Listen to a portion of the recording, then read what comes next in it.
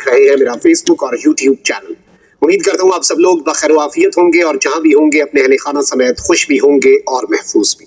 नाज़रीन किराम, इमरान खान ने आज तमाम तर कश्तियां जलाने का फैसला कर लिया है और कप्तान ने आग में कूदने का फैसला कर लिया है। अगर ये कहा जाए तो ये कहना गलत नहीं होगा। और यूं लग रहा है कि वो तमाम तर कोशिशें, वो आखिरी कोशिशें जो की जा रही थी, वो बिल्कुल मुकम्मल तौर पर नाकाम हो चुकी हैं। और अब जो डेवलपमेंट सामने आई है, ये अब तक की सबसे बड़ी डेवलपमेंट है। इमरान खान का मुकदमा आलमी अदालत में, कौन सा इल्जाम है, किस पर इल्जाम है और सूरत हाल किस तरह से अब खौफनाक रुख इख्तियार करने वाली है। और अब व्हाट्स नेक्स्ट, क्योंकि जो अनाउंसमेंट हुई है ये बड़ी इंपॉर्टेंट है। इससे पहले भी कुछ हुआ था, इससे पहले भी इसी तर्ज पर एक अनाउंसमेंट आई थी, उस पर भी बात कर लेंगे। और मैं ये पूरा मंजरनामा और ये जो इस वक्त कप्तान की चॉइस है, ये आप कह सकते हैं कि ये इमरान खान साहब को जो इस वक्त एक क्लियर मैसेज भी आज दिया गया। और इसके साथ ही साथ कप्तान के खिलाड़ी के साथ कुछ मुलाकातें भी हुई हैं ताकतवरों की। DGISI के साथ सदर मुमलिकत की मुलाकात भी हुई। फिर जुमे के रोज आर्मी चीफ और DGISI से सदर मुमलिकत की 2 घंटे तवील मुलाकात का इस वक्त चर्चा है। ये सब कुछ चल रहा है, ये सब कुछ चल रहा है, लेकिन इस सब में अब बाज़ाब्ता तौर पर चीजें जो है वो उसी तरफ को जा रही हैं जिस तरफ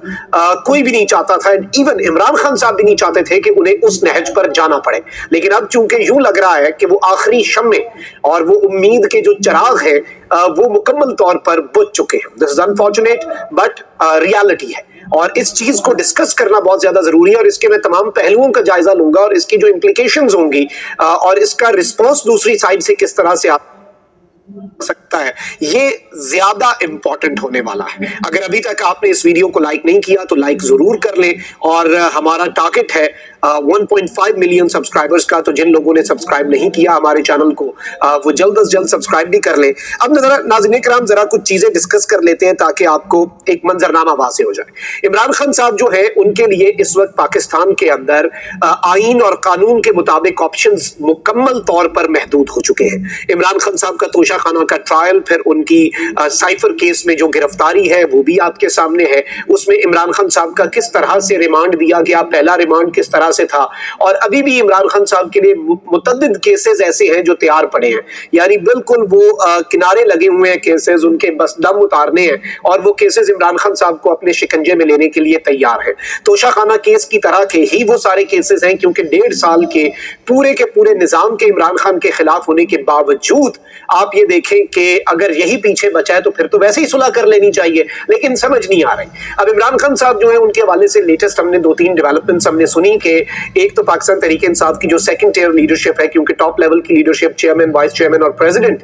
परवेज इलाही साहब, इमरान खान साहब और शाह महमूद कुरैशी साहब, वो सब बिहाइंड द बार्स हैं। तो इस वक्त जो सेकंड टियर लीडरशिप है वो ताकतवरों के साथ अपने मामला ठीक करने और वो जो एक कम्युनिकेशन गैप है उसे ठीक करने की कोशिश कर रही थी। अब एक जानिब ये भी खबर आई थी और इसके साथ ही साथ सदर मुमलिकत डॉक्टर आरिफ अलवी इस वक्त कप्तान के एक ऐसे खिलाड़ी हैं जो जाते जाते आप कह लें कि मुकम्मल तौर पे एग्रेसिव अंदाज में अपनी इनिंग्स खेलना चाह रहे हैं। और सदर मुमलिकत ने जो सरप्राइज दिया ऑफिशियल सीक्रेट एक्ट की अमेंडमेंट पर और आर्मी एक्ट की अमेंडमेंट पर, वो सरप्राइज सबके सामने है। उसके बाद खबर आई कि DGISI lieutenant general Nadeem Anjum से आर्मी चीफ से सदर मुमलिकत की commander in chief of the armed forces जो है उनकी अहम तरीन मुलाकात हुई। और वो मुलाकात अपेरेंटली कोई आप कह लें कि फ्रूटफुल नहीं रही, क्योंकि उस मुलाकात के 1 घंटे बाद सदर मुमलिकत ने चीफ इलेक्शन कमिश्नर को खत लिख के कहा कि 90 दिन में इंतखाबात करवाने हैं, आए डिस्कस करते हैं। अब उस सारे मामले के ऊपर जुमे के रोज जुमे से पहले 2 घंटे की मुलाकात का चर्चा है आर्मी चीफ और DGISI से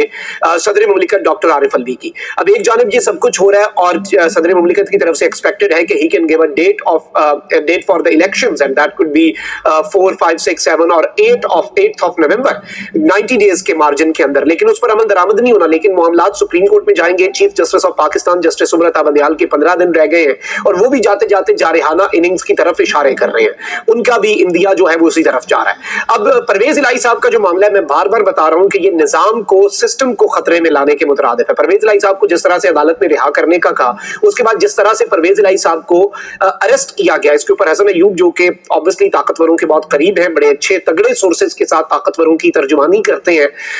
और उन्हें उनके क्रेडिट में है ये सारी चीजें कि वो बड़ी मुनासिब। तो उन्होंने ये कहा कि परवेज इलाही की जिस तरह से अदालतें सहूलतकारी कर रही थी उस पर सिस्टम ने रिएक्ट किया है। यानी कि सिस्टम क्या है? सिस्टम वो निजाम है जो पाकिस्तान के अंदर नाफिजुल अमल है और उस निजाम ने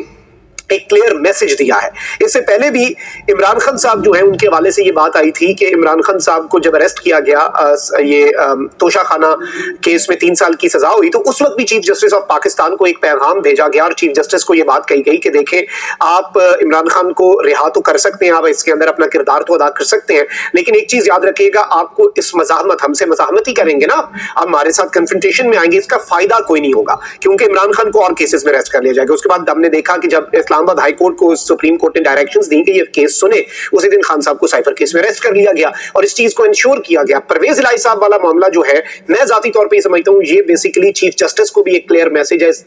chief justice of Pakistan justice Umar Ata Bandial को इमरान खान साहब के कॉन्टेक्स्ट के अंदर निजाम का, सिस्टम का, कि सिस्टम इसी तरीके से रिएक्ट करेगा। अब ये सारी चीजें पाकिस्तान के अंदर एस्टैब्लिशमेंट को ब्रेक डाउन करें तो जुडिशियल एस्टैब्लिशमेंट भी है, मिलिट्री एस्टैब्लिशमेंट भी है और इस वक्त अनफॉर्चुनेट चीज है कि वो आमने सामने आते हुए नजर आ रहे हैं। और ये मैं नहीं कह रहा, ये वो सहाफी कह रहे हैं जो ताकतवरों के भी करीब समझे जाते हैं। ये वो सहाफी लगातार इस चीज को रीअफर्म कर रहे हैं जो नून लीग और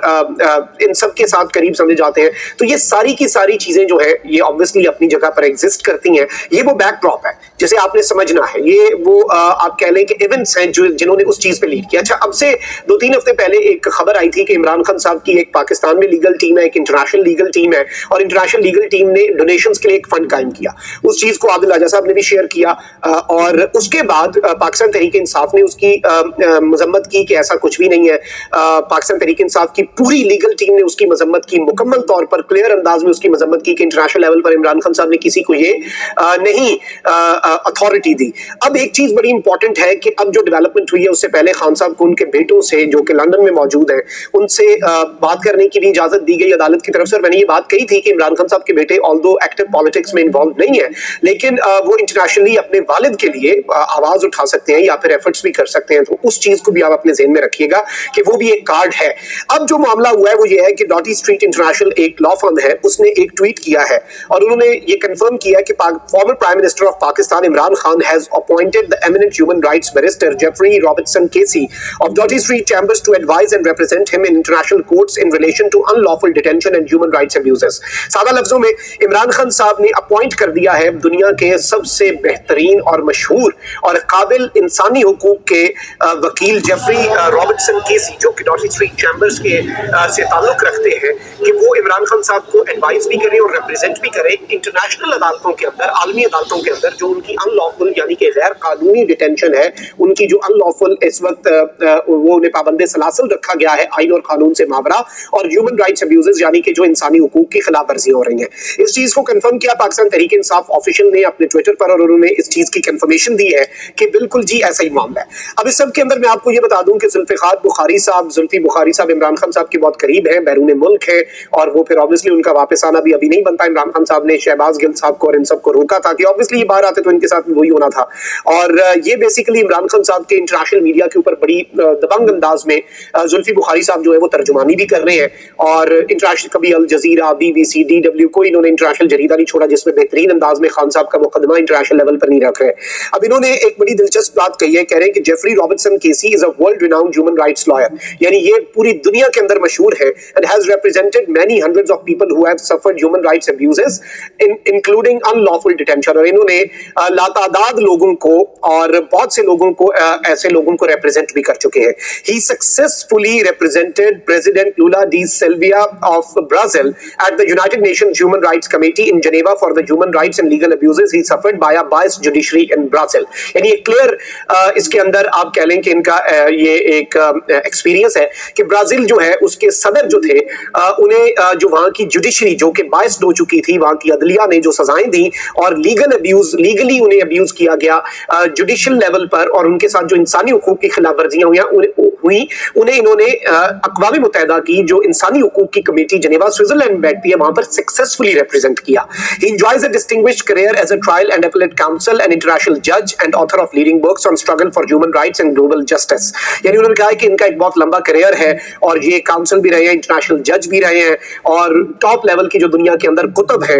इंसानी हुकूक पर और आलमी इंसाफ पर, पर, ग्लोबल जस्टिस सिस्टम पर, उसके अंदर। और इंशाल्लाह सून द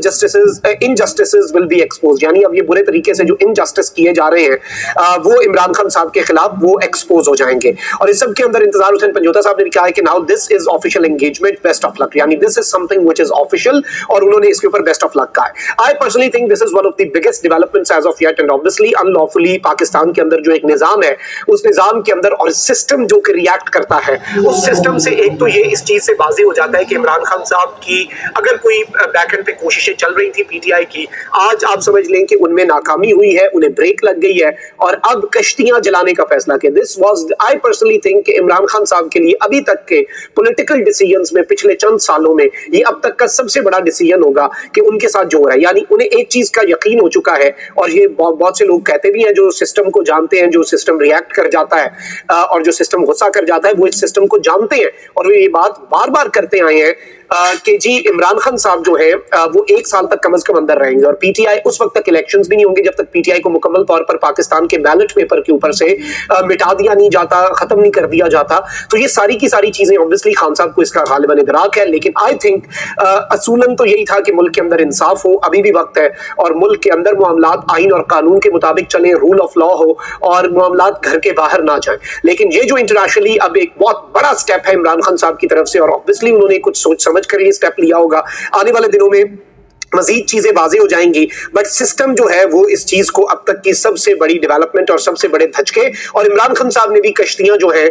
वो जलाने का फैसला कर लिया, और गालिबन उनके पास कुछ इंफॉर्मेशन होगी, एंड खान साहब ने इजाजत दे दी है, ऑथराइज कर दिया है ये जो इंटरनेशनल लॉयर है, और इनका एक पूरा एग्जैक्ट एक मिसाल है ना, ब्राजील के सदर को इन्होंने रिप्रेजेंट किया है, अक़वाम मुत्तहिदा की इंसानी हुकूक की कमेटी ने सक्सेसफुली रिप्रेजेंट किया, not just represented him but successfully represented him, और एक बड़ा नाम है। मैं सर्च कर रहा था तो इनकी मैंने प्रोफाइल जब पढ़ी तो बहुत डिस्टिंग्विश करियर है, अगर मैं उस पर शुरू हो जाऊं, ये जो वो है जेफरी रॉबर्टसन केसी, तो इनका एक बहुत बड़ा करियर है, बड़ा लंबा एक डिस्टिंग्विश करियर है, और कामयाबियां इनके उस मेडल्स इनके लगे हुए हैं, वो सारे जो इन्होंने इंटरनेशनली कामयाबियां हासिल की हैं, तो obviously this is something very big, very massive. आप इस पर बताइएगा कि आपकी क्या राय है, अपना बहुत ख्याल रखिए, अल्लाह निगहबान पाक साहब।